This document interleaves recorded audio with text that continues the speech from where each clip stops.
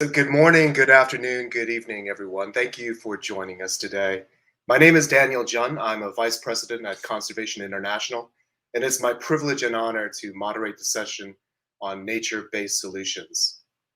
So we'll begin today with a welcome and opening remarks from Elizabeth Marema, Executive Secretary of the Convention on Biological Diversity, and we will then be joined by representatives from a cross-section of GEO with brief presentations reflecting on nature-based solutions from the lens of their GEO activities. We will follow with a panel discussion and open the floor for questions, comments, enthusiastic and innovative ideas, and if you want, bold commitments. So because this is the last anchor session, please indulge me for a moment of reflection, and I'd like to try to contextualize why we're talking about nature-based solutions today. This audience needs no reminder, and we've heard many times throughout the week the challenge that we're faced with. So we know that some good things happened in Glasgow, but we're still on track to warm about 2.5 degrees Celsius, exceeding the world's collective climate goal by a degree. 1 million species are at risk of extinction, and the loss of ecosystem integrity is a vital issue in areas where dependence on natural capital is high. CI recently put out a paper that shows that 2.7 billion people directly depend on nature to meet their basic needs. The Dasgupta report states that we need 1.6 Earths to sustain ourselves at our current trajectory. And of course, the pandemic illustrates humanity's sometimes fragile relationship with nature. So we know that in light of these challenges, the global policy agenda referenced throughout this entire GEO week, the SDGs, the UNFCCC, the UN Decade of Ocean Science for Sustainable Development, the UN Decade of Ecosystem Restoration, and of course the CBD, they converge us on a set of themes that we're developing these shared responses to respond to our global crisis.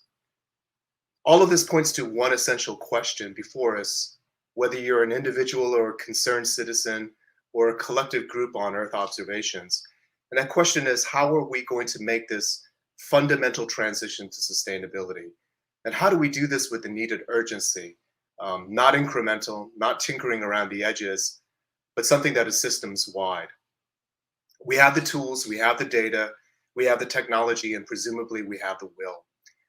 So that is, after all, the theme of this year's GEO Week, Accelerating Action. And that is why we're here today to discuss nature-based solutions. So as countries contemplate their journey to build back economies and societies in ways that restore prosperity and reduce risks of future pandemics while addressing the climate and biodiversity crisis, we put forward for your consideration today that nature-based solutions is a critical theme for GEO to consider. And because timely and coherent geospatial data is absolutely essential for nature-based solutions, GEO is uniquely positioned to help facilitate nature-based solutions and perhaps facilitate that fundamental transition. So it strikes me during this GEO week how much GEO has matured, and perhaps best positioned than ever to integrate and collaborate to help develop operational solutions in an integrated effort like nature-based solutions. So welcome, ladies and gentlemen. Let's begin this discussion on nature-based solution and a potential vision for GEO to be part of that solution set and to be part of that fundamental transition to sustainability. So let's get into it. I'd like to begin by inviting our distinguished speaker to open our event. I'm delighted to present Elizabeth Marema, the Executive Secretary of the Convention on Biological Diversity. She's worked with the UN Environmental Program for 2 decades and was the director of the Law Division at UNEP and responsible for environmental governance, as well as multilateral environmental agreements. Before joining UNEP, she worked at Tanzania's Ministry of Foreign Affairs and International Cooperation. And we're really delighted to have her here. Welcome, Elizabeth. The floor is yours. Thank you very much, Daniel.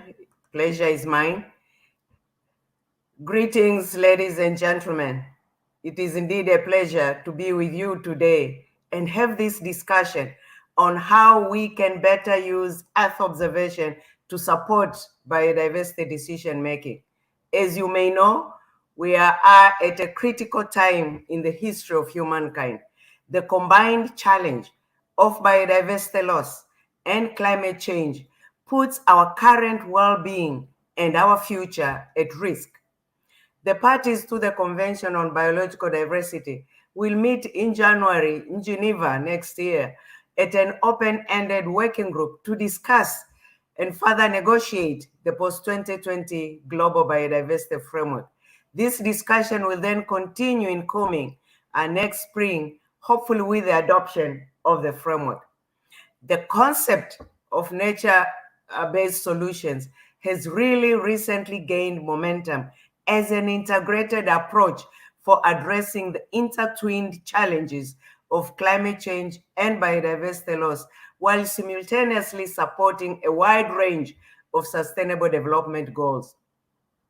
For this discussion, I would like to propose that we start with the common definition of nature-based solutions, which puts the biodiversity at the forefront of our discussion. Let's look at the IUCN definition adopted at the World Conservation Congress in 2016, which provides such a definition by stating that nature-based solutions are actions to protect, sustainably manage, and restore natural and modified ecosystems that address societal challenges effectively and adaptively, simultaneously providing human well-being and biodiversity benefits. This definition provides us with an assurance that nature-based solutions are not just limited to the advantage of human beings or providing climate mitigation, but it also includes the importance of balancing societal and biodiversity benefits. Therefore, the ecosystem that provides nature-based solutions must be healthy, functional, and biodiverse to provide effective long-term sustainable development and societal benefits. But to appropriately identify what type of solution will work in which natural environment requires high-quality geospatial data, also understanding of the local context and scientific rigor.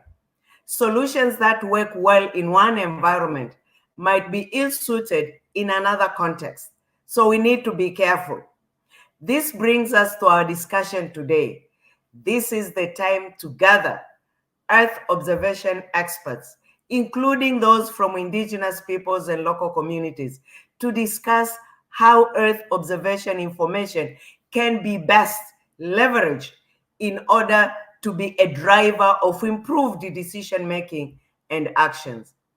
Biodiversity observations on species dynamics has served as a scientific basis for global and national analysis since the convention was established, and there has been a long history of collaboration between the Convention on Biological Diversity and the Geo Bond.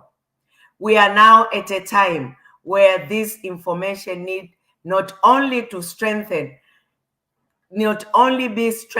to fill existing data gaps, but also we need to improve integrated analysis, which cuts across biodiversity topics.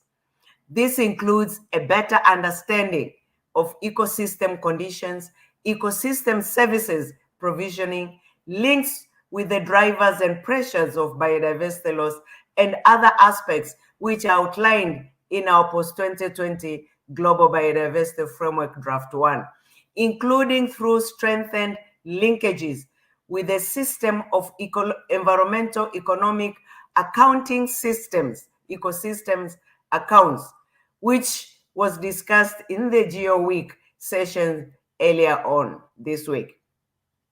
In the context of the discussions under the Convention on Biological Diversity, I would like to highlight that we, under the Convention, are having similar discussions on how we can better monitor the post-2020 framework at all levels, from local, national, regional, and global. To that end, a monitoring framework will be discussed at the upcoming meetings in Geneva. The goals and targets of the post-2020 Global Biodiversity Framework and how ecosystem-based approaches or nature-based solutions are captured in the framework will be actively discussed in that upcoming session. While the discussions are still ongoing, there is a recognition that improved data, including geospatial Earth observation data, is critical for designing, planning, and implementing the framework in a way that not only improves the protection of nature, but which provides human well-being, societal, and climate benefits. Better information will also help to leverage the financial resources needed for the implementation of the framework. This need for improved information and the use of information in decision making underscores the importance of working together in a way that is being explored today with this session. To improve monitoring at all levels will not only require improved access to data, but also concerted effort to build the capacity of stakeholders to use this data to inform their decisions. This meeting provides that timely opportunity to discuss how we can better monitor, not for the sake of monitoring, but as a foundation of decision making. We from the biodiversity community look forward to continuing these discussions with the biodiversity community as we work towards agreeing a global agreement on living in harmony with nature by 2050. Thank you very much, Daniel. Wow. Thank you. Thank you very much, Elizabeth. And thank you for those welcoming remarks, the great framing of our session, and a word on CBD and the nature-based solutions and the important role of Earth observation. And I love your point about moving beyond monitoring towards planning and design to achieve our biodiversity and human well-being benefits and our climate goals, and the absolute need to work together. And may I add, thank you for your tremendous leadership at the CBD at this most important time, and good luck as you head for round 2 in the spring. Thank you. Now, before I introduce our speakers, if you'll allow me a couple of minutes to reiterate the definition that Elizabeth kindly introduced in her remarks. I'll show just a couple of slides and take a couple of minutes to remind the audience of what we mean by nature-based solutions. And I refer to IUCN's good work here in defining NBS, which I'll refer to from now on, and establish a framing and guidelines to draw inspiration from. So if you could cue up the next slide, please. Next slide. Thank you very much. And so I won't go into great detail since we're all broadly familiar with nature-based solutions. The definition that Elizabeth gave us is on the left, and the broad conceptual framework, if you will, is on the right. And as Elizabeth has mentioned, we're seeing the rapid adoption and growth of this concept and IUCN's definition increasingly in the international policy process. There is a growing momentum for the implementation of nature-based solutions, with governments and the UN calling for significant increases in investment in nature-based solutions to address that triple crisis of climate change, biodiversity loss, and poverty. And despite the momentum behind NBS, the investments are still low, and I hope we have a chance to address that issue of finance during this session.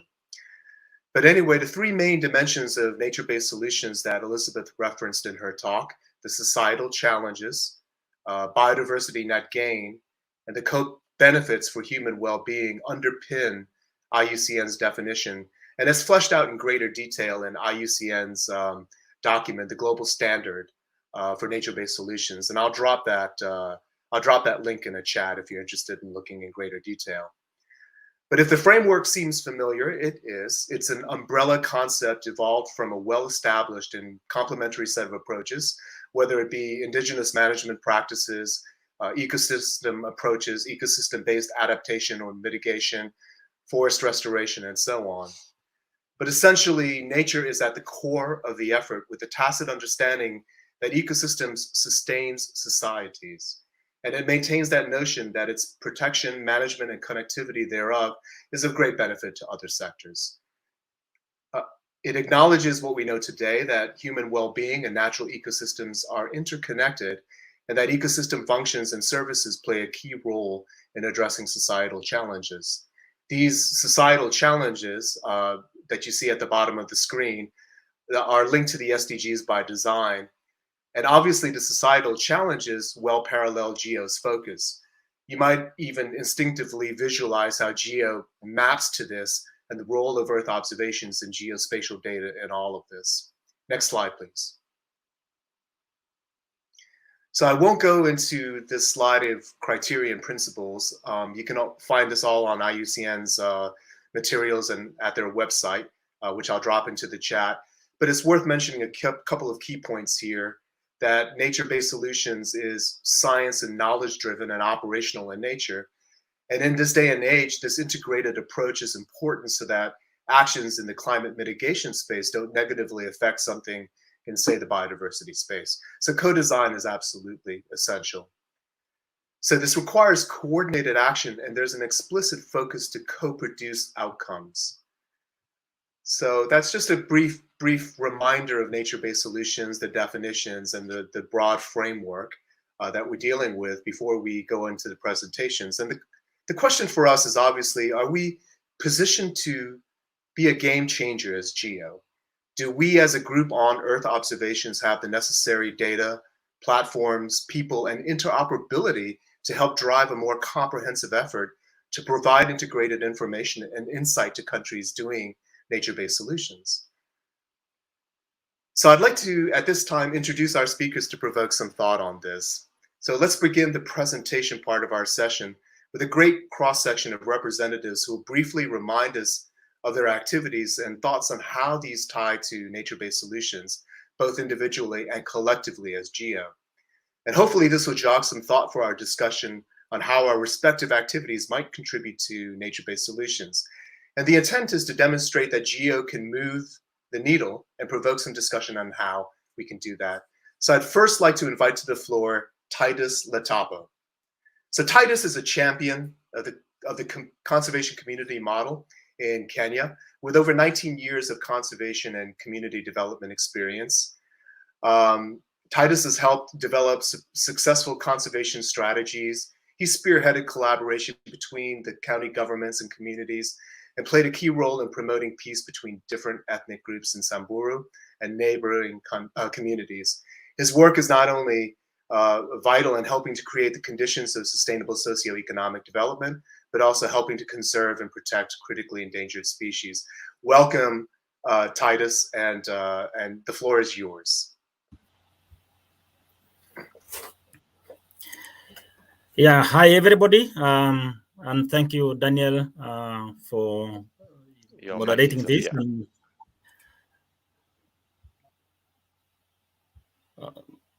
Am I okay now? Yes, we can hear you, Titus. Yeah, please go ahead. Yeah, so thank you very much, and thank you, Elizabeth, for that inspiring talk. It really motivates and gives a lot of hope to indigenous communities across the world. Yeah, so as Daniel mentioned, my name is Titus Letapo. I'm a co-founder for Geo Indigenous Alliance, and I'm also working for a not-for-profit organization based in northern part of Kenya called Sarada Foundation. The main role of Sarada Foundation is to support a long-term paradigm shift that is designed to catalyze a healthy, resilient, and prosperous environment for both wildlife and people. I'm so delighted to be among the key speakers in this session. And I would like maybe to start the session. I don't know that you can project my slides.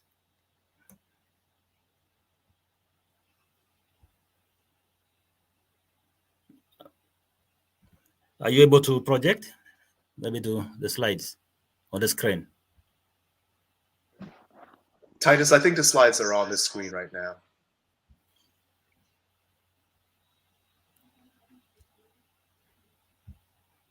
Mm-hmm. Titus, you may go ahead. The slide is showing on the screen, I believe. Not on my screen. I don't know. Yeah, I don't know. I apologize for that. Yeah, I think the slides are up. I apologize that you can't see them. But the first slide says nature-based solutions, and perhaps you can go ahead with your talk. I think the audience can see your presentation now.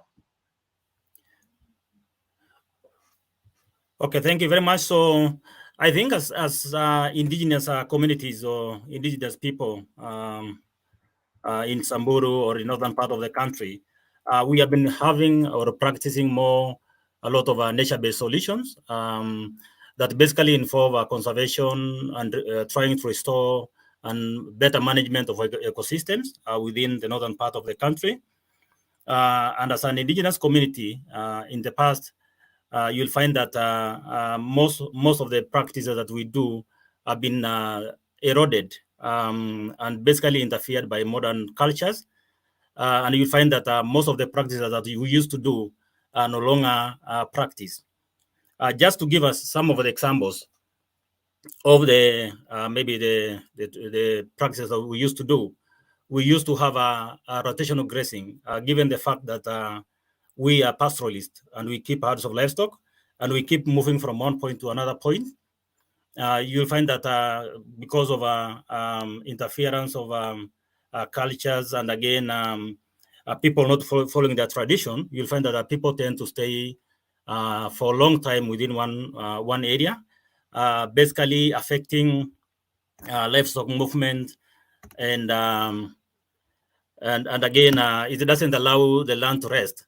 So you find that most of the areas that we currently live are severely degraded, and erosion has taken place in most of the part of the area, affecting both wildlife species and also livestock. You'll find that this causes a lot of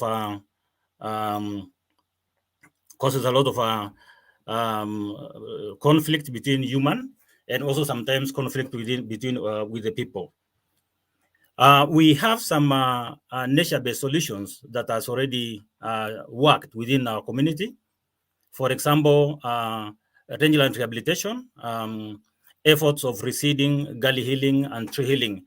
You'll find that these ones has greatly worked within the community.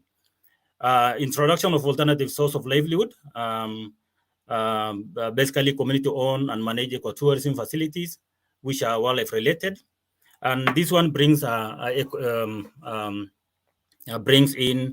alternative source of livelihood or income to the community. We have also started carbon credit, though this is still very new within my community. And basically, we are still learning on how it will impact the local community. We know the carbon credit will come as a result on how best are we managing our land to ensure that maybe we reduce the bare land.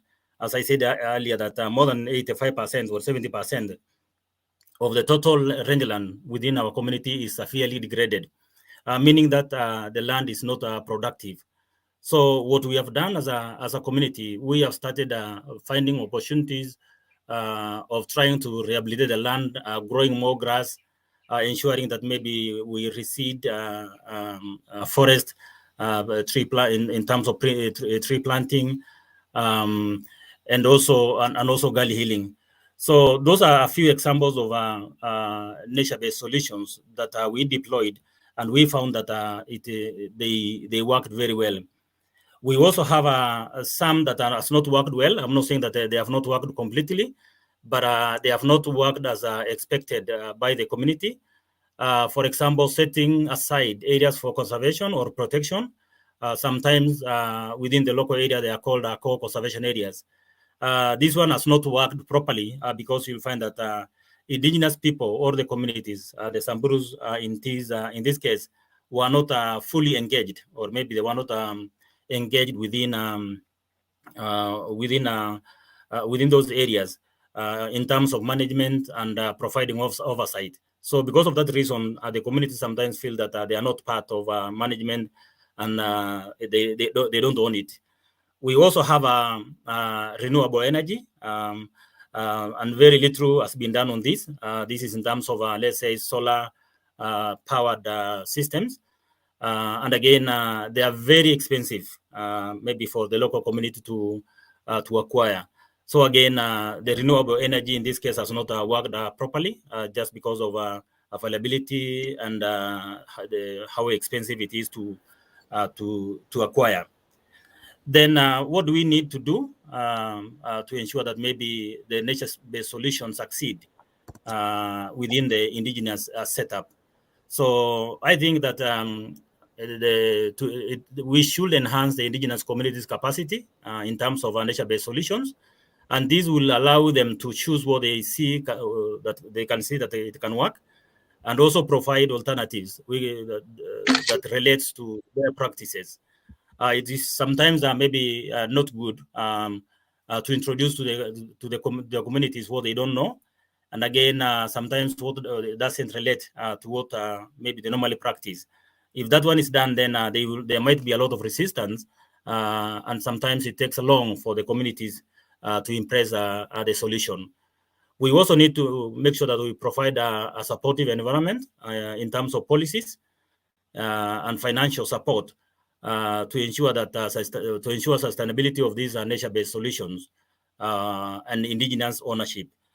Sometimes you'll find that the nature-based solutions that we provide, let's say, for example, rotational grazing, or maybe protecting of culturally relevant sites, areas for prayers, as long as they are not being protected by the government or the county government, you'll find that they will not last longer, or they won't be sustainable. So what we have done also as a community, our county government, which is the Samburu County government, is already developing a planned grazing policy that will support the community in terms of planning their grazing, and again planning settlements within those areas. Trying also to link maybe to link the indigenous knowledge to Earth observation. As a community, you'll find that the community is not fully aware or aware on Earth observation data, whether they're available or not.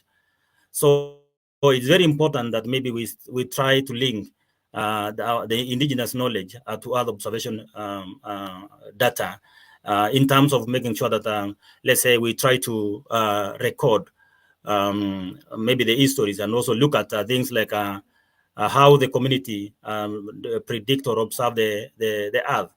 As Samburu community, we have several ways. For example, trying to observe, let's say, movement of stars, the location of certain stars or planet. Sometimes also you'll find them observing wildlife and livestock behavior. And this normally helps them to forecast the weather, or even try to know what will happen in future. And this enables them to make decisions on what need to be done to prevent maybe what is happening.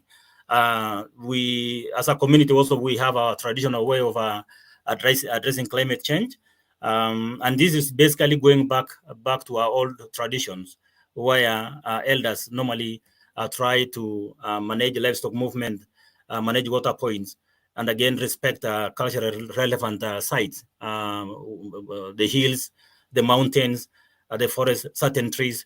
So we need to make sure that we go back to that.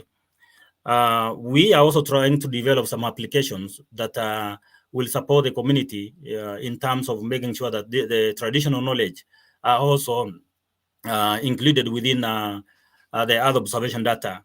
And there is one that is coming up. It's called a Namunyak application. We should be using symbols, the symbols that has been drawn by a local artist, symbols of wildlife species, symbols of livestock, maybe physical features. So the application will work in terms of let's say combining three symbols, and that one will enable somebody to understand the location where he is, and even sometimes communicate with the county government or the community, given the fact that most of the areas that we live are considered as hard to reach areas. So this application, the Namunyak application, will assist even the county government to reach out to to the communities in these hard to reach areas. So basically, as a community, I think nature-based solutions. I agree with Elizabeth that we need something need to be done, both as a local community and international community to ensure that we protect the earth, we reduce the amount of carbon to ensure that the earth or maybe the world is good for all of us. Otherwise, thank you very much. Thank you, Titus. And that was terrific. And thank you for reminding us that nature-based solutions has been part of indigenous community practices for a long time. And love the illustration on the practices that you deployed and what has worked. And as Lawrence noted in the chat, what has not worked. And I appreciate the candor for that. And also the point about linking indigenous knowledge and Earth observation, and we're very excited about the Namunat Gap. So thank you very much for your talk, Titus. Now I'd like to introduce to you Maria Cecilia Londono Mercia, who is a senior researcher in biodiversity assessment and monitoring program at the Humboldt Institute in Colombia, and she is also the co-chair of Geo Bond. Maria's main experience is on the use of biodiversity geographic analysis for decision making, and she works on the production of biodiversity indicators. She coordinates and performs research that contributes to implement the knowledge to the action cycle related to specific problems in the context of biodiversity conservation and sustainable development. And she'll provide a few thoughts on behalf of Geo Bond. Welcome, Maria. The floor is yours. Thank you. Thank you very much, Daniel, Lauren, for this invitation and coordination of this session. So I'm going to talk a little bit about the relationship between biodiversity monitoring and its use on nature-based solutions framework. So the next one, please. Okay, so the first thing to emphasize is the importance of monitoring in the decision-making process. So in the left of your screen in red, you have the typical cycle of adaptive management process where you have this planning part, the part of where you do things, you implement, and then you evaluate or assess how your intervention have resulted, and you learn from that assessment. Part of this adaptive management cycle has a specific part for gathering data that help you to do that assessment. And that is the monitoring cycle, as we have called it in Humboldt Institute and in several other parts. And this monitoring cycle is really identify what type of data do you need, how you collect the data, how you analyze the data, and what are the indicators you produce to really help you assess what you aim to achieve through those actions you are doing. So these two things are coupled together, and you can think of the monitoring as a gear that will help this adaptive management cycle work. Next one, please. These decisions for nature-based solutions are done on two main scales, where there are many scales, but let's focus on two. One are those, let's say, high-level regional or national planning and identifying where the most strategic sites are for your investments in this type of projects. And then there is a local scale where you do implement the solution. On both of these scales, you need information. Biodiversity information is one of those that you need at both scales. And I'm listing here, for example, a set of data, of information that you need for the planning part. So conservation features, drivers of change, economic cost, carbon cost, and risk and vulnerability areas are key spatial information you need for do that regional or national planning. And when you go to the local implementation part, you will also need to identify which are those variables and those indicators that help you at that local scale to identify if you are meeting those societal challenges we were thinking, or we were mentioning in the introduction, and also the biodiversity benefit that you are driving with those local implementations. The next one, please. Okay, so Geo Bond has been developing the essential biodiversity framework as a way to convey different biodiversity observations into variables that help us in different decisions process. Here I'm showing you the groups of in the center of the slides, the group of type of essential biodiversity variables and the relationship with that information you need at the planning of the nature-based solutions. So you can see how all the biodiversity information is not just informative for the conservation features, but you also use this type of information for understanding the drivers of change or knowing where the change is happening. Also assessing carbon cost and, for example, risk and vulnerability areas need this type of information also. The next one, please. So the development of the essential biodiversity variables are in the center of this image you are seeing. And on the left, you find the observations, primary observations that are modeled to produce these variables, and these variables are then used for producing the indicators in the right side. The next one, please.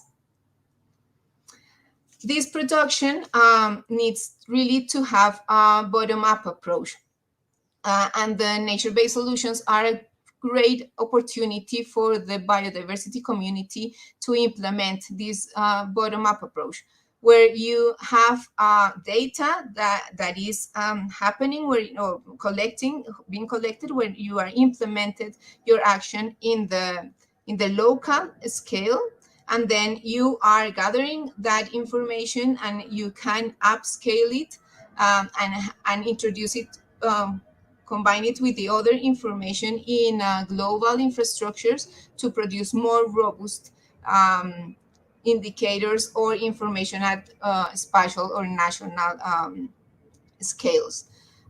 So I want really to focus on this opportunity that also the biodiversity community has with these nature-based solutions as a main way to increase and have better biodiversity information. Increasing the biodiversity information will also increase the use of Earth observations in those different scales that we have been discussing in this talk, from the local to the national or regional scales. Okay, the next one, please.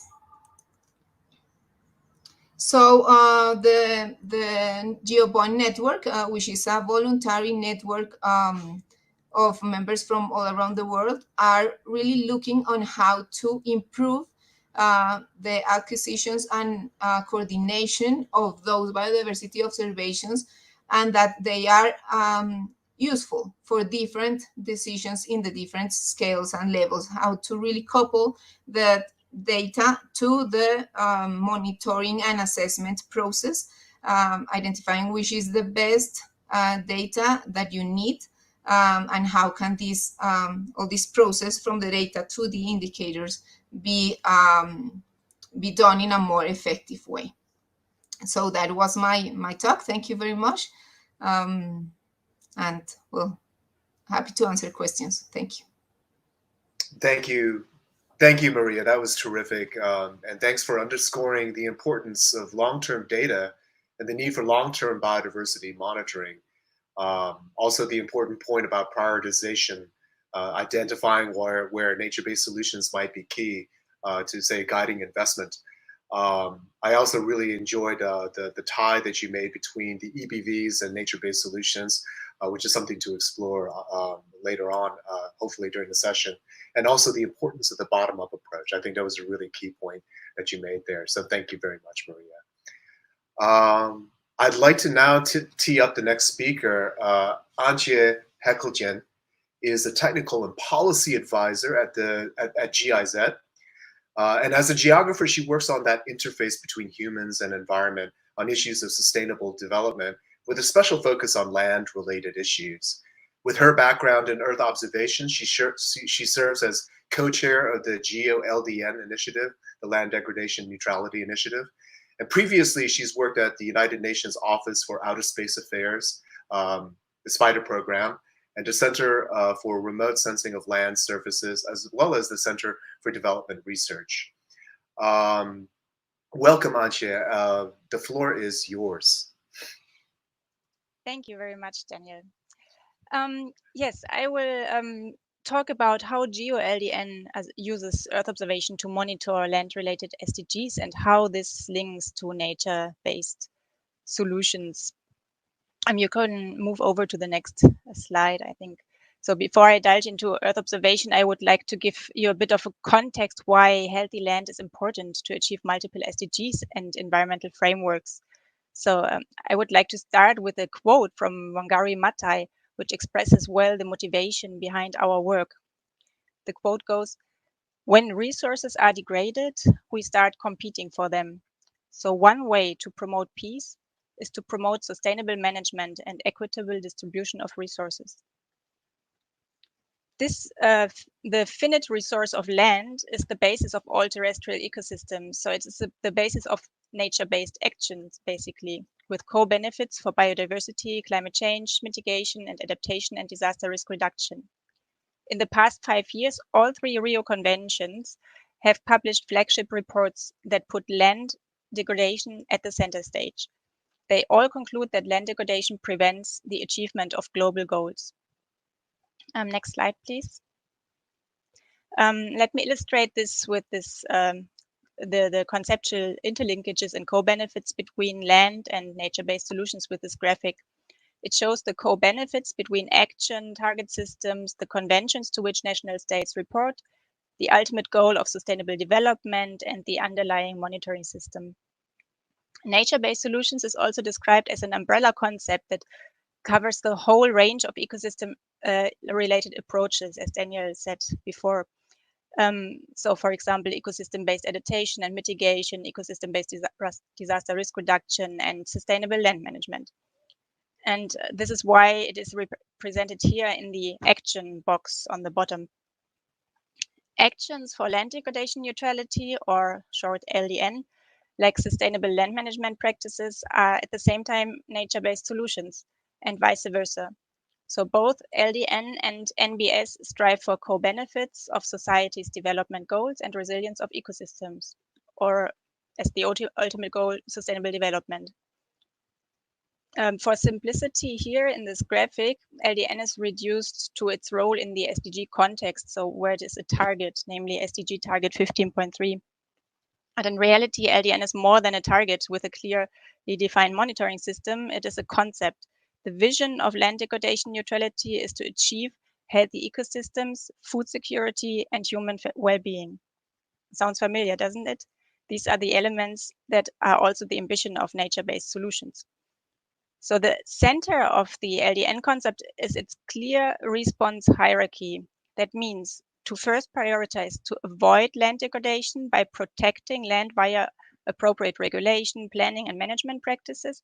Second, to reduce land degradation on agricultural and forest land by applying sustainable land management. And third, where feasible, reverse past land degradation via restoration. This hierarchy is important because we know that restoration is always more expensive than avoiding degradation in the first place. And also complete restoration of ecosystem services is often not possible.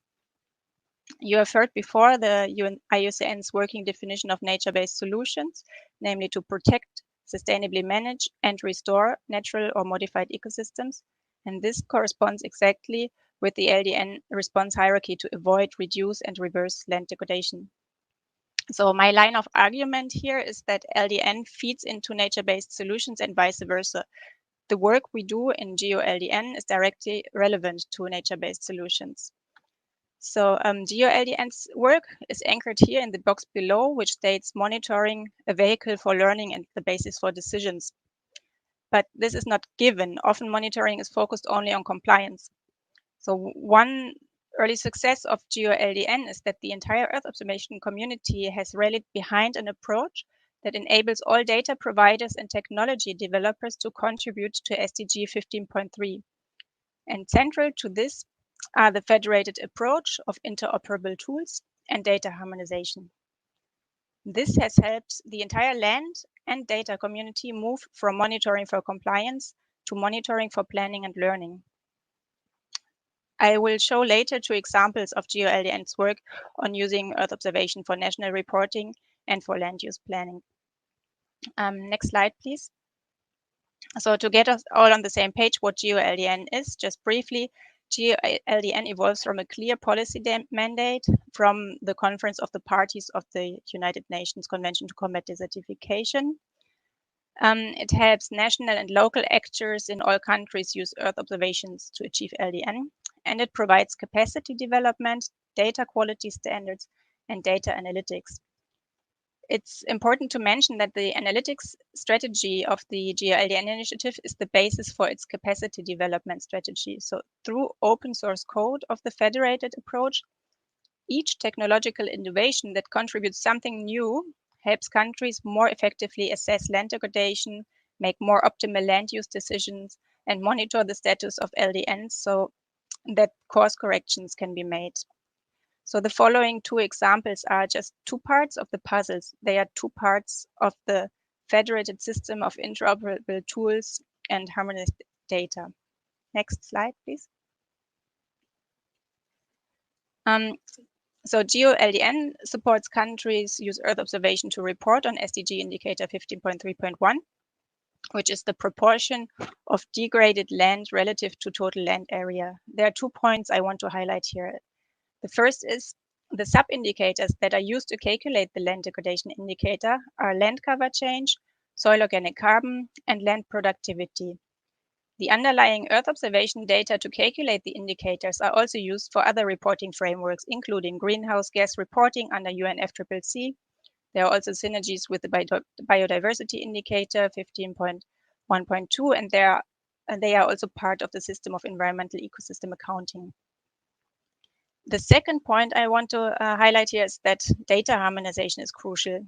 Countries use national data for reporting, and in absence of own national data, they use global default data. But even with global and regional data, they have a choice. There's not one only correct data set.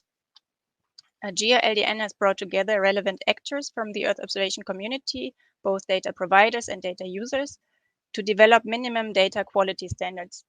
And the result are these decision trees that you see in the middle here that help countries identify the suitability of their national data sets for reporting indicator 15.3.1. These are now included in the updated UNCCD good practice guidance on the SDG indicator, and they are also translated into trends.earth, an excellent interface to calculate the SDG indicator 15.3.1. Next slide, please. So the second example that I bring here has been a crucial step towards monitoring for planning and decision-making processes. It is linked with the previous example as some of the data sources and algorithms are integrated here. One means of implementing measures for LDN is integrated land use planning. And well, this is where it all comes together. The tool land use planning for LDN or Loop for LDN is the winner of an international innovation competition organized by GeoLDN. Important requirement of this competition was that the tool be developed in a co-design process. So data tool users have been involved from the very beginning to create this tool. Loop for LDN helps stakeholders in the land use planning process to make more transparent and well-informed land use decisions at the local to national level. It helps identifying areas to avoid and reduce land degradation and to counterbalance future land degradation through planned measures to achieve equivalent gains elsewhere within the same land type.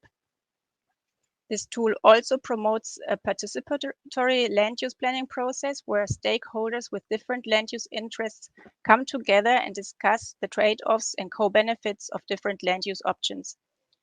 And it gives guidance on which sustainable land management practices are suitable options for the respective ecosystem they live in.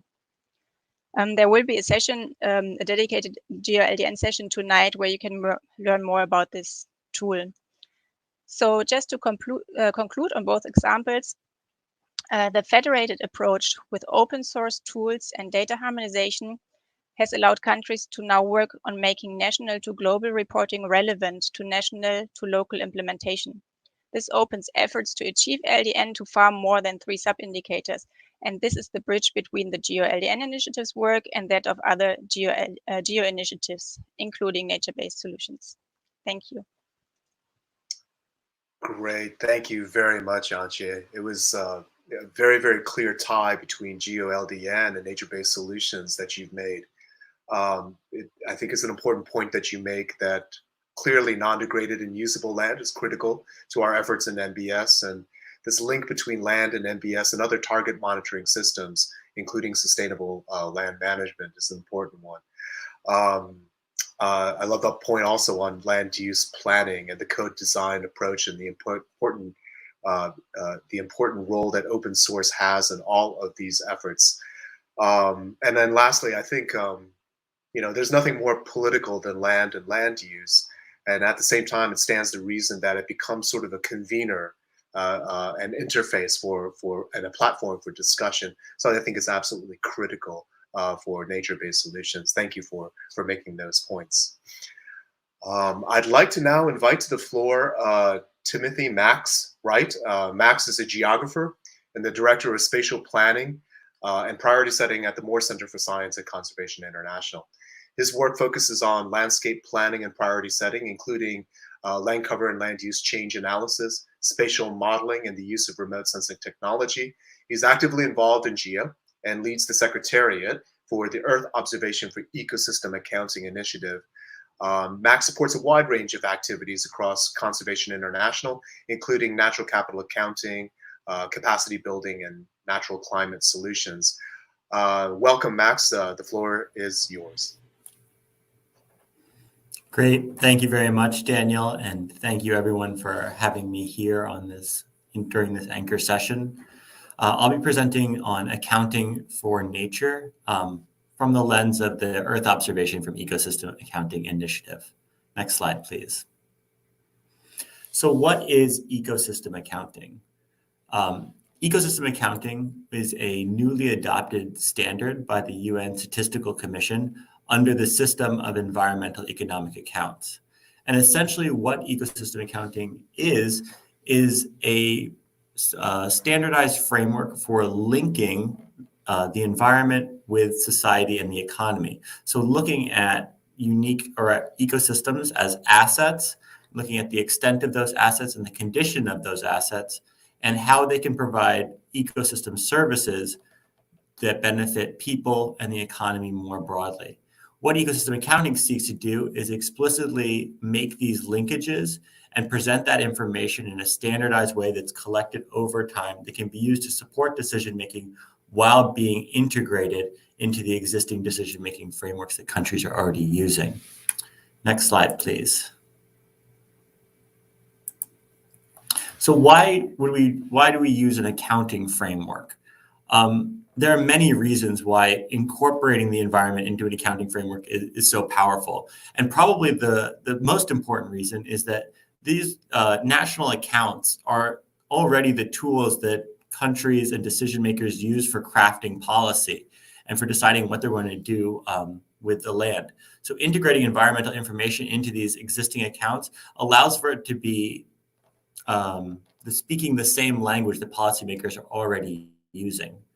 Also, organizing information into accounts encourages cross-sectoral collaboration across various government agencies.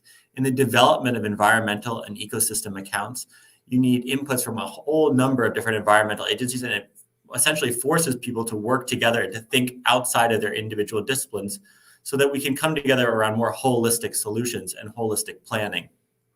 And that kind of brings me to the final point, which is by incorporating the environment alongside the traditional economic information, it provides a much more complete view of a country's assets, including those natural values, at scales that are both spatial and temporal scales that are appropriate for decision makers.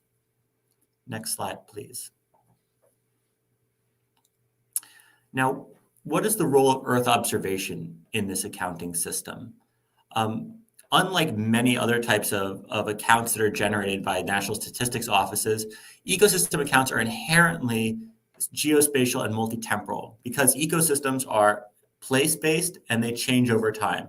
It's very important to be able to capture that information in a way that's reliable and consistent over large areas. And this is where Earth observation comes in. It's a very well-suited tool for this sort of large-scale environmental monitoring in a standardized way.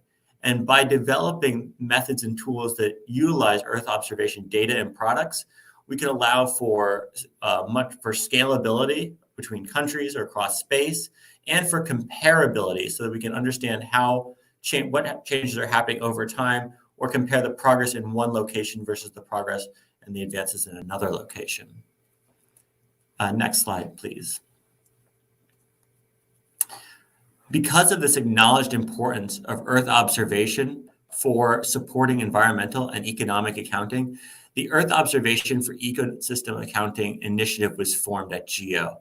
And the goal of this initiative is to further develop the applications of Earth observations to support accounting consistent with the standards and guidelines put forth by the UN SIA, which is our policy mandate.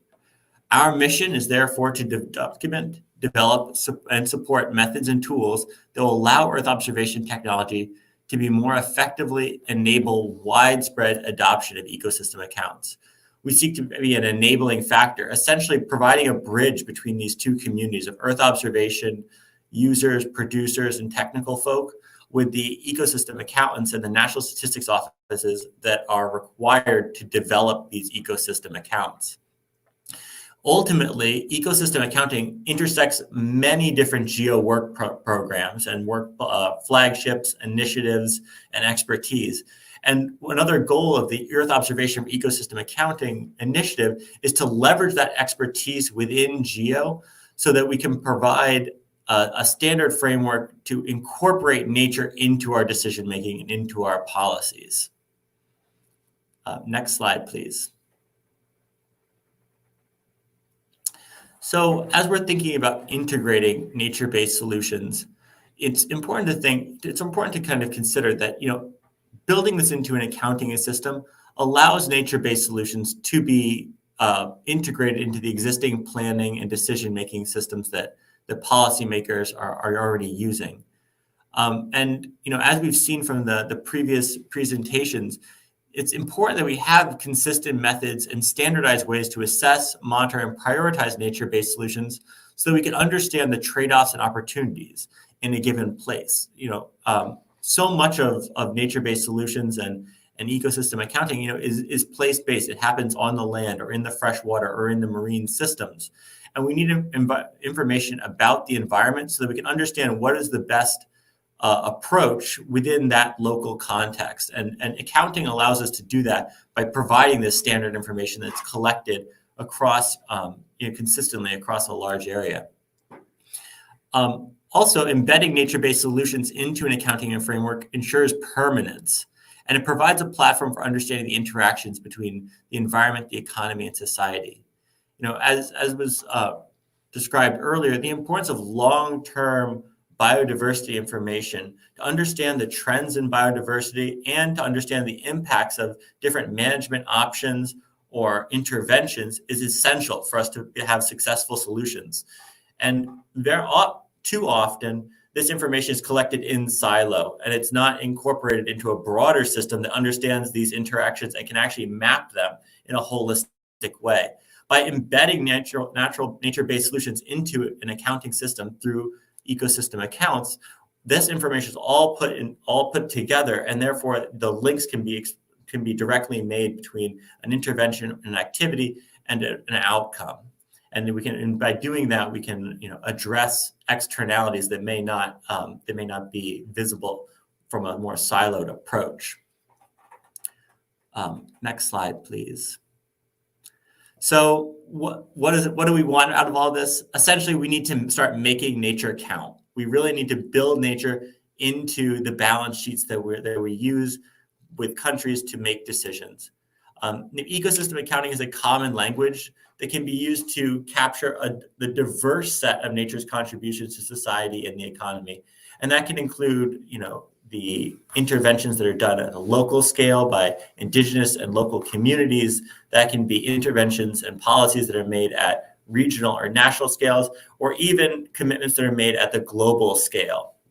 And ultimately, if we want to achieve these global goals, these ambitious targets that we've set for ourselves around climate, sustainable development, biodiversity, and human well-being, we need to adopt holistic solutions. We need a systems level solution to solve this problem. We can't come at it in a piecemeal or a siloed fashion and expect to have the impacts that we need. We need to, I think, create this paradigm shift where environment, society, and economy are all essentially being treated as interactions between each other. And so, I call upon Geo members to lead the way and to provide this important insight into our Earth system that's so critical for linking that information to policy and action at the global level. We have the tools, we have the expertise, and we do have the will to do it. Now, I would encourage this community to rally together so that we can have the impact we want for the world we need. Thank you so much.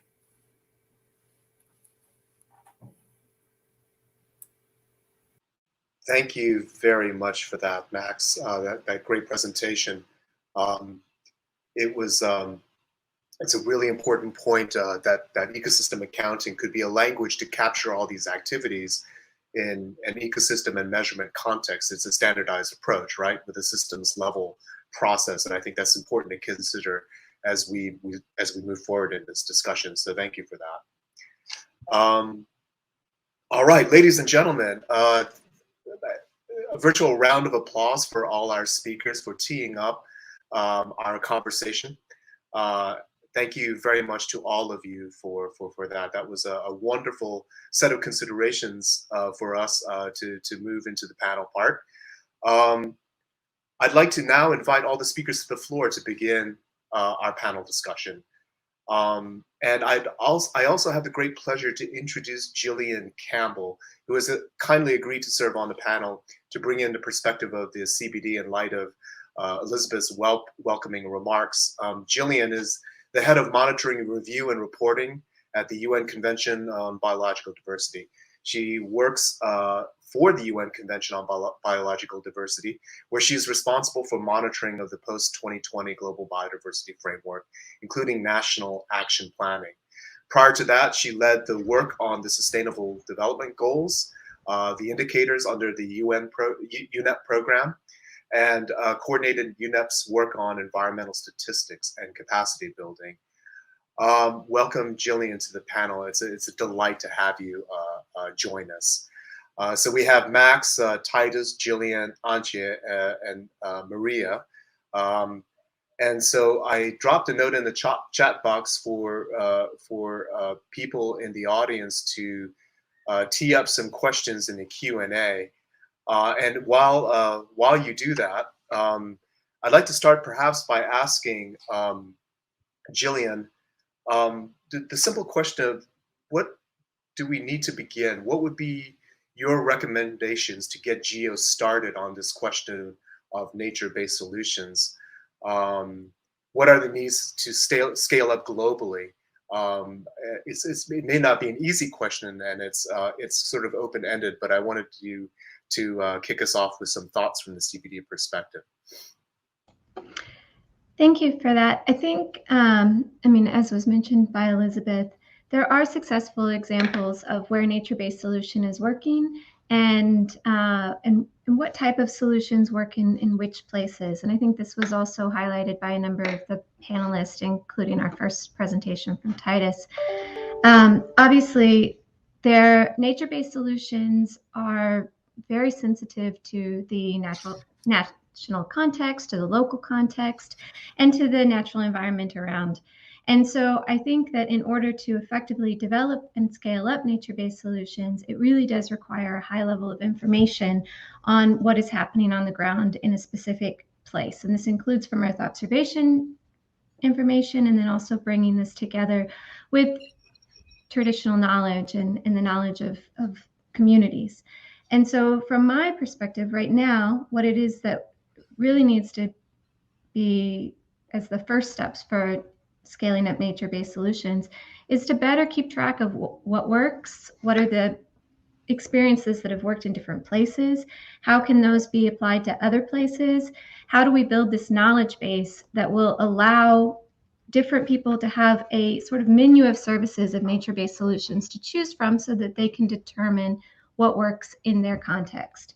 And I think that Geo is particularly well placed to do this due to the vast network that they have of people who are working in these different levels and can provide these sort of experiences that could be then compiled at the global level, as I said, to provide this repository of information and also to provide a network of people who are practicing in nature, in the nature-based solution area, so that there is this resource where you can learn from each other and have a growing body of knowledge. In addition to that, I did want to quickly mention that I think, as was mentioned, I mean, in terms of negotiating the global biodiversity framework for the next decade, I think that this also provides a vision for both countries and for other stakeholders to try to identify the need for nature-based solutions, why it's so important to make sure that nature-based solutions are providing biodiversity benefits, societal benefits, and climate benefits, and not just some combination of those three things. And so I'm hoping that, you know, there is this growing recognition that now is the time that we have to have better solutions for nature in order to have a sustainable future.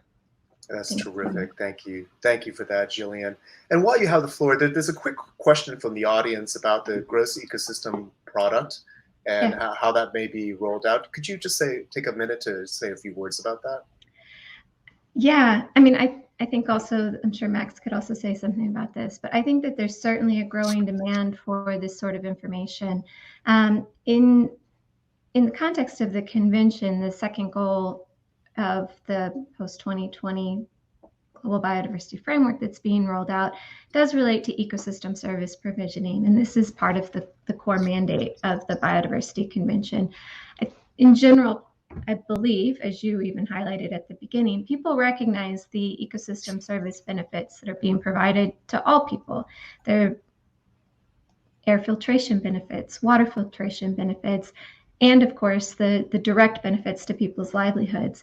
And none of this is really effectively captured in the GDP. And often, obviously, when you have growth in GDP, you're doing it at the expense of some loss to biodiversity or ecosystems. And so I think the GDP is a way to sort of balance this equation and see how it is that ecosystem service provisioning is being changed over time, and how do we maintain that for our future.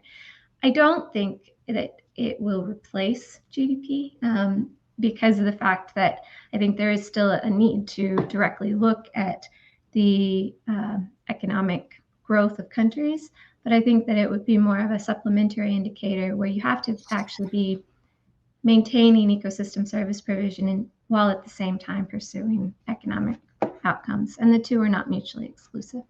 Thanks. Okay, that's great. Thank you. Thank you very much for that, Jillian. Titus, there's a question about how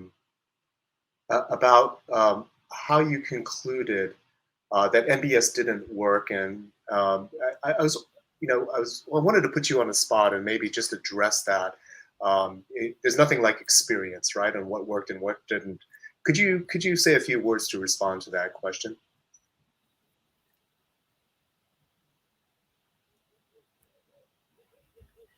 Yeah.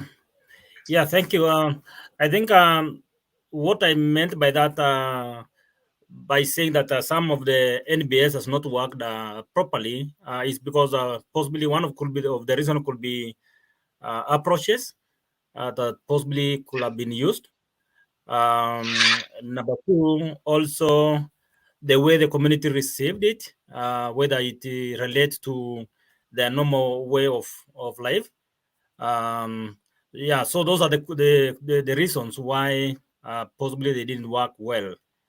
If I can give an example of, let's say, setting aside some land for conservation, people relate that with national parks.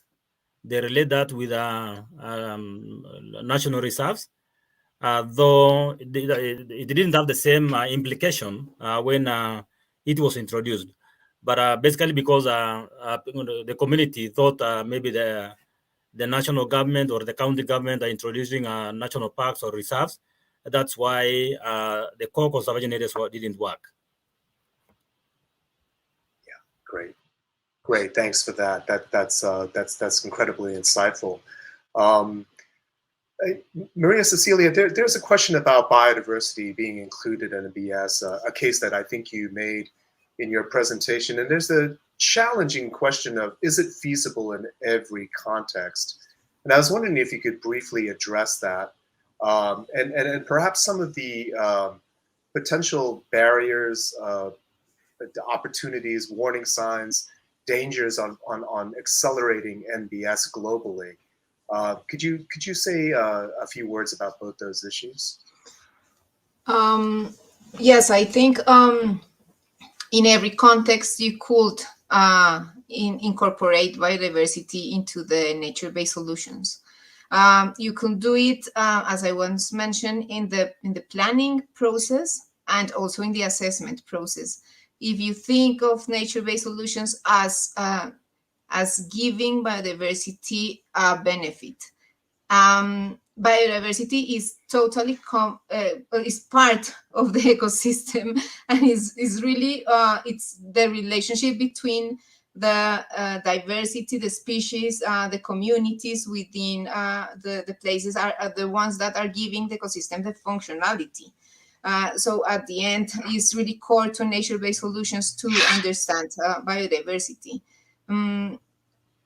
So that my first question, answer to that question is yes, and I have some chat with the person who did that question, and he was really thinking in cities, in urban context, and in that context, yes, there is also an importance of nature-based solutions and biodiversity.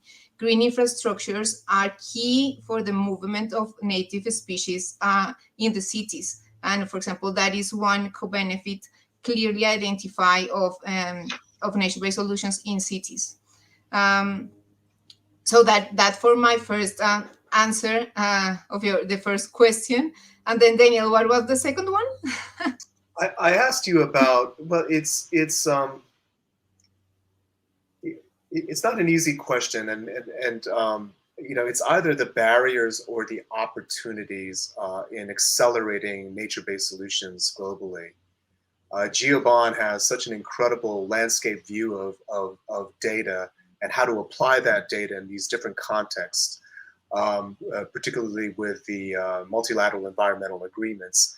You know, from that perspective, and from your work in the global arena, if you know, what might be the opportunities or the barriers in implementing and accelerating nature-based solutions globally? I really think nature-based solutions are out there in a lot of ways. And as Titus was saying, as they have been established by local communities many years ago, you know. So I think that there is an opportunity to increase nature-based solutions if we really get to understand more how nature is integrated into those visions where nature has been the way that they have been sustaining their livelihoods for many times. So we need to better understand that part, and there you will see a lot of nature-based solutions that are already there working. And then the great opportunity for us as the Earth observation community is really to, once you can have a good set of those nature-based solutions that are happening there, to monitor them, to see what are they bringing in benefit of biodiversity, how are they changing the status of the local biodiversity, but also the regional functioning. So yes, I think there are a lot of things to work there, and as I think, well, nature-based solutions is not something new, and there are a lot of things that we can learn from the past exercise of monitoring, for example, ecosystem-based adaptation initiatives. That's great. That's great. And I want to riff off that point for a second and turn a question over to Angie, and maybe look internally to Geo, riffing off of what Maria just mentioned. And we know that as Geo, we can contribute meaningfully to nature-based solutions, but I'm curious how nature-based solutions might provide an organizing principle to Geo. Does the integrated application of Earth observation to nature-based solution help Geo and the global community to avoid silos? You made a really nice connection between the LDN and various parts of nature-based solutions and other Geo initiatives. I was wondering if you could speak a little bit towards that. Yes, thanks, Daniel. I think with the silos, this is really a problem in implementation. I mean, if you remember the figure that I showed in the beginning, the dark blue boxes, they were the sort of the co-benefits, the joint space, and nature-based solution was shown as a connector, as the umbrella concept there. And all of the different sectors have the same goal. They want to achieve sustainable development, but yet the Agenda 2030 is an integrative approach with that is intersectoral, transformative, but the SDGs already are organized in sectors. The UN agencies are organized in sectors. The ministries, of course, are sectoral, and then the monitoring also becomes sectoral.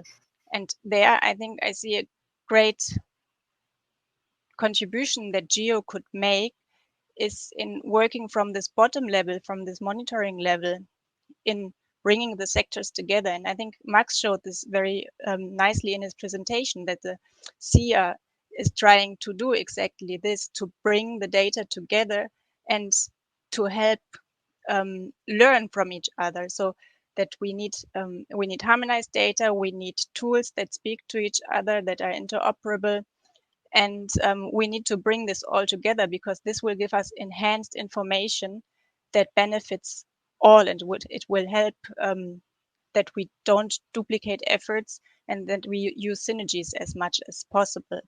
And this requires us from Geo also to work even more closely together, to have coherent advice to governments in our capacity development on which data to use, which algorithms to use, and how to integrate all this information together to achieve sustainable development in the end. That's great. Thank you. Thank you for that, Angie. That's great, and it tees up, a good question for Max. Actually, Max, I'd like to turn to you to maybe touch on human well-being benefits for a second. We don't want to forget them. It's absolutely core to what we're all doing here. There's often an emphasis on climate when we talk about nature-based solutions, but let's touch on human well-being benefits for a second. You had a chance to sort of provide that wrapper, but you didn't have a chance to go into detail, and I wanted to give you the opportunity to explain a little bit about how accounting for ecosystems benefits to humans takes advantage of Earth observations, and how is that an asset for nature-based solutions? Great. Thank you, Daniel, and thank you for the question. Nature-based solutions, obviously, we've spent a lot of time talking about the biodiversity benefits and the climate benefits. But another big benefit of nature-based solutions is in terms of ecosystem services, is that healthy, resilient ecosystems can provide services and can provide those services into the future for people.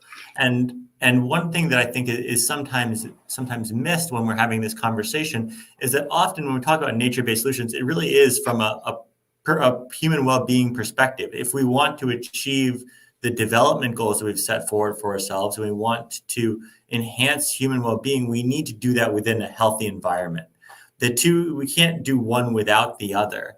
And I think that's a really important point that we don't want to lose. And one of the values of ecosystem accounting is, as I've mentioned in the presentation and has been echoed by some of the other presenters here, is that it takes this information and integrates it in a way that we can really understand the interactions and the trade-offs between economic production and environmental degradation or enhancement, and what that means for humans, for people, the economy, and society.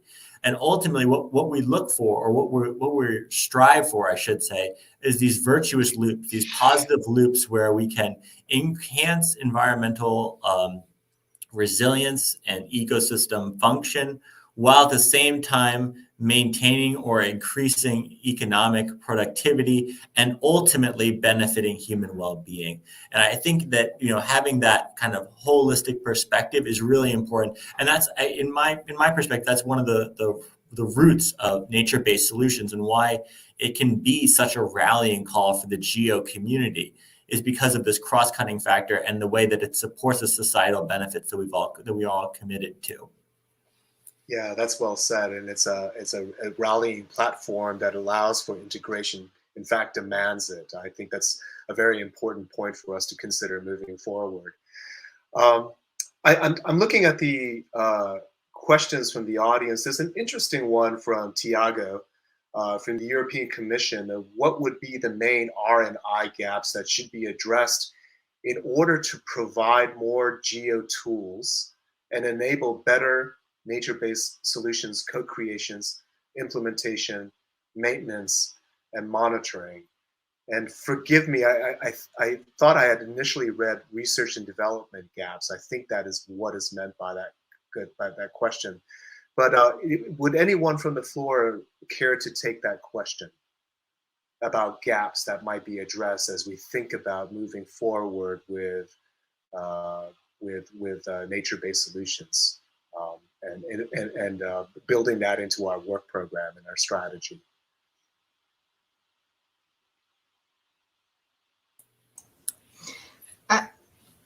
I would like to, yes, and I want to mention it to other question that was on the chat, and it's the essential variables concept. Yes. I think that part could be a good research issue where we need to get together the Geo community and try to see how the different essential variables that different groups have been working on, how do they relate, and which are really those, you know, essentials, and how could we link them to the monitoring and planning of the nature-based solutions. That will be a very good exercise, I think. Fantastic. Thanks for answering that question in the chat, Maria. Max, it looks like you were going to take a shot at the other question. Yeah, I want to put forward just a few ideas around maybe some of these gaps, and some of them are less. I think that they're less about data and products. You know, I think we do that very well with Geo, and I think maybe the gap is more, or an opportunity is more around data and model interoperability, so that when we're reporting on these nature-based solutions, when we're monitoring nature-based solutions, we have a common understanding of what we're monitoring, what we're reporting on, and how we measure progress into the future. I think that's an area where the Geo community can really work to improve, is in this idea of data and model interoperability, which will allow us to create the tools and to support the different work programs into achieving these goals. So that's one area where I think there could be some room or an opportunity for Geo to really lead the way. That's great. Thank you for that, Max. Anyone care to take a shot at that question? Jillian, are you putting your hand up? Please. Yeah. Go. I don't know if there's I don't see a hand function, so I'm just going to do this. Perfect. Yeah. So I think that, I mean, there's certainly a need for, as I mentioned when you ask a similar question at the beginning of the panel, for trying to keep track of what's working and what's not working in different contexts and having the data for this. But I think also one of the major gaps that we have in terms of actually co-creation of NBS experiences is that we still do have a very siloed approach. So you have the biodiversity community, and then you have the geo community, and then you have the community that is working on different types of societal well-being issues, and then you also have the climate change community. And so the issue with NBS is that we're really trying to provide benefits across these different topics and bringing people together at different levels also. So you're trying to bring the people who are actually working on the ground in these different issues together. And I think that this is really where Geo and with others could try to fill this gap, is by providing a format where people can come together across these different sectors, because of the fact that I think that that's really one of the major impediments to developing nature-based solutions, is that often they're being developed by a particular community as opposed to across different sectors, as I said, climate and social development and biodiversity. Thanks. That's great. Great. Thanks. Yeah. Thanks for that. Please, Titus. Thank you, Jim. Yeah, and Daniel, maybe also for them to possibly understand or maybe look at the indigenous communities. For example, are these communities aware of the existence of geo data? Are they aware on how they can access it, or maybe how they can use it? And how do we integrate the indigenous knowledge even to the smallest communities within the geo itself? Fantastic. That's a very, very important point, Titus. Thanks for that contribution. Maybe I can. Please go ahead, Maria. Yeah. Maria or Antje? Oh, was that you, Antje? I apologize. Go ahead, Antje. Yeah. yeah. I can only second what everyone said before, and I wanted to emphasize also this again this federated approach that I mentioned in the presentation, but I didn't have time to go into it. This is what the strategy of the data analytics strategy of GeoLDN is, to have this federated approach. It's like having building blocks where you have different data sets that are harmonized, that you can put together, that you have different tools and algorithms that are interoperable. And in the end, especially in very complex issues like land use planning, we will never have one tool that fits in all countries, in all ecosystems, in all areas. And this is why such a federated approach is so important, that land use planners or people in the national governments are able to take the building blocks that they need to adapt the system to their specific needs. And this is part also of the capacity development strategy, then to enable them to adapt. And this needs some knowledge about programming, of adapting algorithms and all of that. And I think this is a joint effort of all the geo communities, and this is where the Secretariat could also help, because as I showed, land is an integrator of so many things, and for land use planning you need information from all different sectors and all different communities. So helping to bring this all together in one federated system is still quite a bit of work to do there. Fantastic. Thank you for that, Antje. And Maria, were you about to say something? Did we interrupt you, or shall I move on to the next question?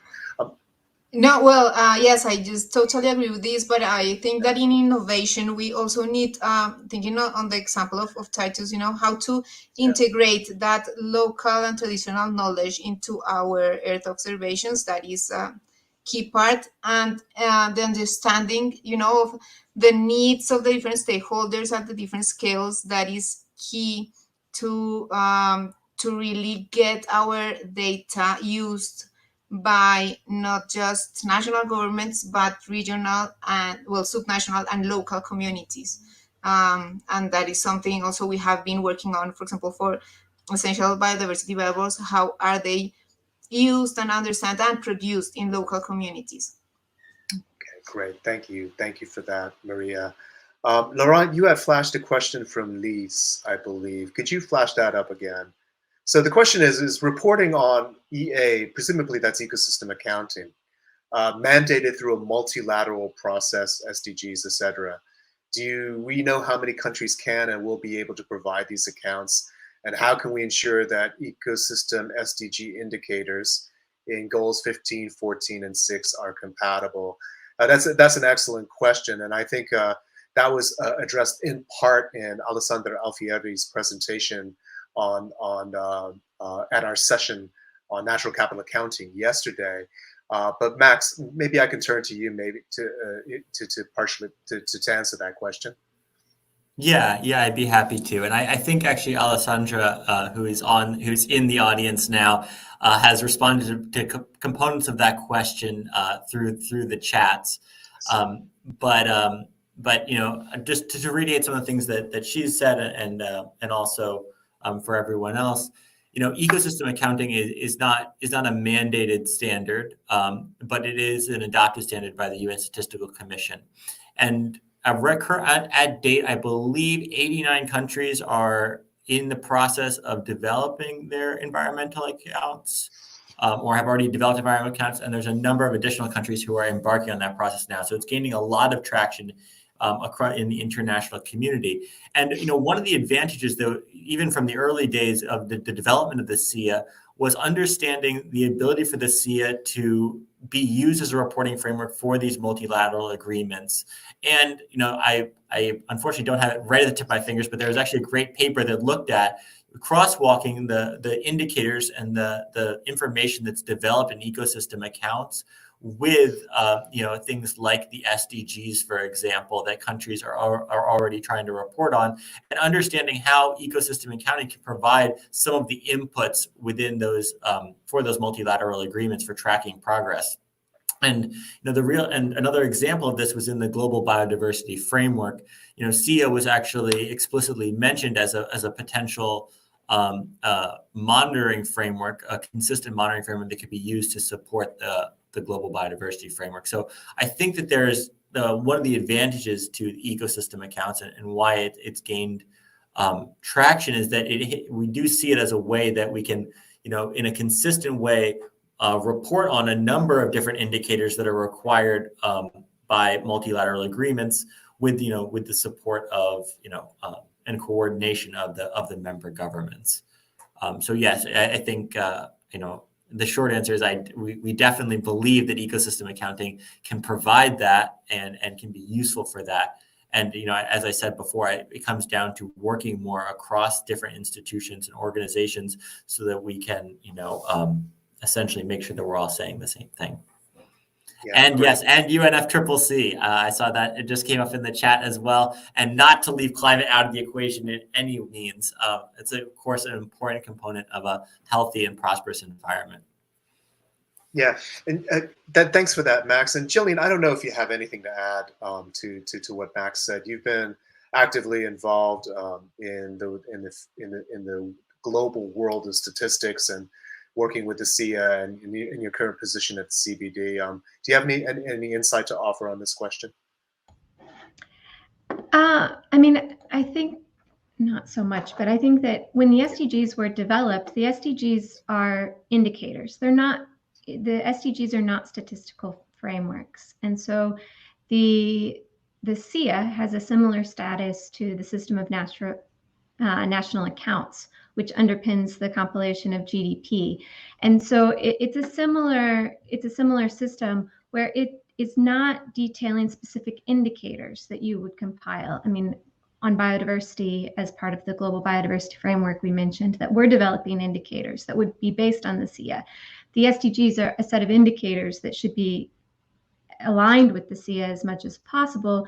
As I said, but the SIA is this robust statistical framework that provides a basis for the compilation of many, many different indicators, including on ecosystem extent or GEP or on ecosystem condition. And so it then provides this framework where you could make different indicators that would be relevant for NBS. And so I think that reporting on the SIA, it's a complicated question because, as I said, it's this huge thing that would have many, many different indicators underneath it that could then be reported through different frameworks. Thanks. Great. Thanks for that additional insight, Jillian. Laurent, can we tee up the next question? I don't see it in my chat box.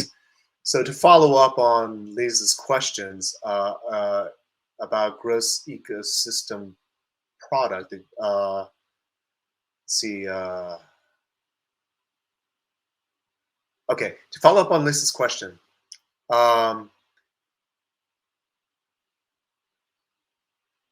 So it's a question about this being more robustly and accepted and rolled out in countries would help solidify the need for ecosystem accounting. So is there any indication that the gross ecosystem product can spread? I think Max or Jillian, once again, the question turns to you for that question from Yana. Sure, I can take an initial crack and then pass it off to Jillian. I think that there is evidence that the gross ecosystem product, or this concept of the gross ecosystem product, is gaining traction. And I would point to the number of countries that are developing SIA accounts right now. I think that there's obvious recognition in the international community that this information is needed for sustainable economic development. And we've seen through the pandemic, we've seen through the extreme weather events we've had, we've seen in a number of different ways that if we develop and we pursue economic growth in absence of the environment, that growth is short-lived and that growth is unsustainable. And so I think that what we've seen in the international community is picking up this concept and running with it. There have been some examples of where this kind of information, understanding the interactions of how the economy and the environment interact, have been used to shape policies. And a place we might turn is in removing counterintuitive or negative subsidies that are creating negative environmental feedback loops that are ultimately more costly for society and for economies. And that would be one example. But capturing these environmental externalities is just so important for sustainable economic development that I feel, and I think as is shown by the adoption of the SIA, that many countries are starting to come on board with as well. Okay, great. Anything to add to that, Jillian, about the gross ecosystem product? So I think that here you already have this ecosystem accounting framework that can provide a basis for how you measure ecosystem services.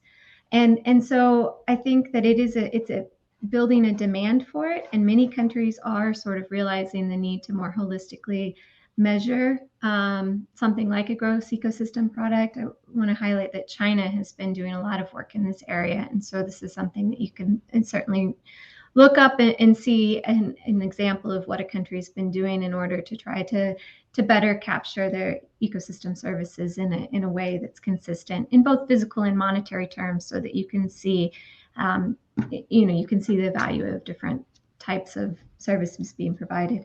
I also want to say that there's a lot of, what we've been looking at in the context of the global monitoring is to try to have some services that could be modeled at the global level. And so, you do have, of course, land cover accounts. You have a basic idea of ecosystem extent. And so by making some assumptions, which is there's a group called ARES that's gaining a lot of traction in this, you can then model and have an idea of what kind of services are being provided. You can't know all the services. Tourism is something that you're going to have to get local level knowledge on. But as we were talking about things like air filtration services, water filtration services. There's some different things that can be modeled using the information that's existing on ecosystem extent and condition. And I think that this is another way to sort of help show the value of this type of estimate of gross ecosystem product is, we can start perhaps by modeling specific services, which then demonstrates the value of those. And then it also would engage countries, I think, in refining them and in adding additional services at the national level based on the actual conditions in that country. Or in Okay, Thanks. Yeah, that's great. Thank you, Jillian and Max, for that clarification. Here's a question from Stephen. How can Geo engage on the post-global biodiversity framework, and what output should Geo share with the UN CBD? What potential output? And that looks like Stephen flagged that for you, for Jillian, but if anyone else from the panel wants to care to take a shot, that would be most welcome. But Jillian, why don't we begin with you? Yeah, so I think, there's a few different ways. Obviously, the Geo Bond has been involved with the CBD traditionally. There's a long history of collaboration between the CBD and not only the Secretariat of the Convention, but also different parties to try to improve the underlying biodiversity observation networks that countries can use in order to monitor biodiversity. And then this also does, of course, inform the global review process. I think that moving forward, the focus on monitoring is certainly increased under the convention. In the IACHI, which was our previous strategic framework for the last decade, the indicators were developed only at the global level and not really part of the framework. And there's a transition now where the parties of the convention want to have an official monitoring framework that couples to the post-2020 global biodiversity framework. And what this transition means is it will be more similar to the SDGs, where it will build a national demand for these indicators, and the indicators would then be included in national reporting processes. And so I think in addition to, I see that Maria's posting some of the webinars we've done on this. I think in addition to sort of supporting the process now in terms of what should be monitored, there's going to be a huge need to roll out this monitoring framework. How do we actually then take an agreed monitoring framework and work with countries to improve their ability to build the underlying data systems, to use Earth observation information to ensure that they're able to monitor the indicators in the monitoring framework, and also build the use of these indicators. So, we don't want to be proposing indicators that are just being used for no reason. We want for these to help inform national decision making. And again, I think that Geo, with the networks and countries, has the potential to sort of fill this gap in terms of bridging the gap between the data providers and the data users at the national level. Thanks. That's great. Thank you. Thank you very much for that, Jillian. We've got a couple of minutes left, and I'm going to cut short the closing, and wanted to give Angie the last question, and it's an open-ended one. What from your perspective is the next step? What is the vision for nature-based solutions at Geo, and what would be potential next steps that we as a community can take? If you were a king or queen. Well, from a Geo perspective, it's all about cooperation, collaboration, coordination between the different Geo initiatives, and about finding a coherent approach of all initiatives related to data interoperability, or tools, interoperability of tools and data harmonization.